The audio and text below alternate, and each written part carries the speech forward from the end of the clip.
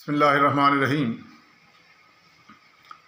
حدیث پاک میں حضور سید دو عالم صلی اللہ علیہ وسلم نے ارشاد فرمایا، تم لوگ خود اپنا محاسبہ کرو اس سے پہلے کہ تمہارا محاسبہ کیا جائے۔ آدمی کے قول اور عمل کا ایک انجام تو وہ ہوتا ہے جو فوری طور پر دنیا میں اس کے سامنے آ جاتا ہے۔ مثلاً آپ اپنے منہ سے کچھ جملے نکالنے کے لیے آزاد ہیں، لیکن اس کا نتیجہ جب آئے گا نا تو وہ بھگتنے کے لیے آپ آزاد نہیں ہوں گے۔ مثلاً آپ کسی وقت کسی بڑے آدمی کو بڑے مجمع میں برا بھلا کہہ دیتے ہیں، اس کی انسلٹ کر دیتے ہیں، یہ کرنے میں تو آپ آزاد ہیں، لیکن جب آپ اس کو بھول جائیں گے تو پھر وہ بڑا آدمی آپ کو جب اپنے قبضے میں لے گا تو پھر ساری کسریں نکالے گا، تو پھر آپ یاد کریں گے کہ میں نے یہ کیا کیا۔ تو اس لیے ہمیں چاہیے کہ اپنے منہ سے وہ بات نکالیں، ایسا نہ ہو کہ اس لیے پھر میں نے عرض کیا کہ اپنے قول اور عمل، اپنے عمل کا اور منہ سے نکلے ہوئے جملے کا آزاد کرنے میں تو ہم آزاد، نکالنے میں آزاد ہیں، کام کرنے میں آزاد ہیں، لیکن اس کا نتیجہ بھگتنے جب ملے گا، سزا ملے گی نا، تو پھر ہم آزاد نہیں ہوں گے۔ اور دوسرا یہ کہ قول و عمل کا ایک تو ہے فوری انجام، یعنی آپ نے کسی کو گالی دی اور اگلے نے آپ کو کھینچ کے تھپڑ لگا دیا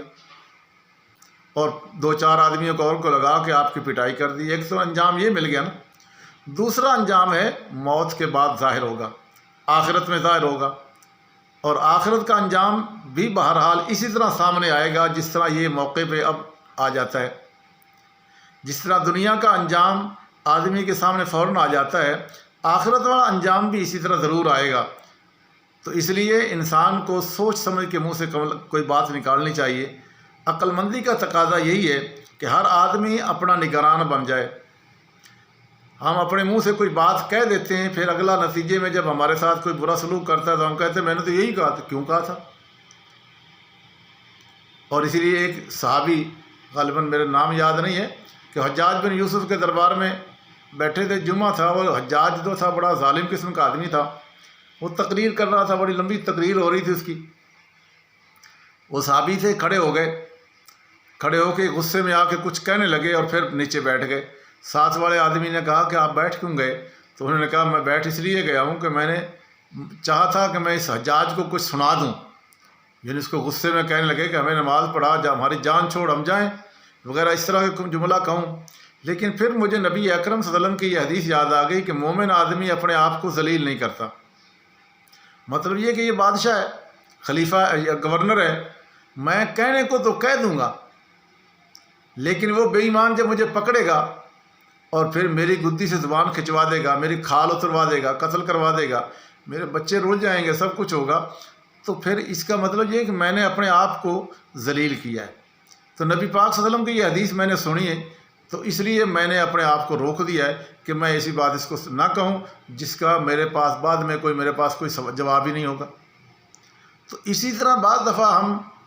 کوئی جملہ تو نکال دیتے ہیں، لیکن وہی بات ہے کہ یا تو تکڑا آدمی ہوگا، اگلا کوئی ہوگا تو وہ ہمیں تھپڑ لگا دے گا منہ پہ یا کچھ اور سزا دے دے گا۔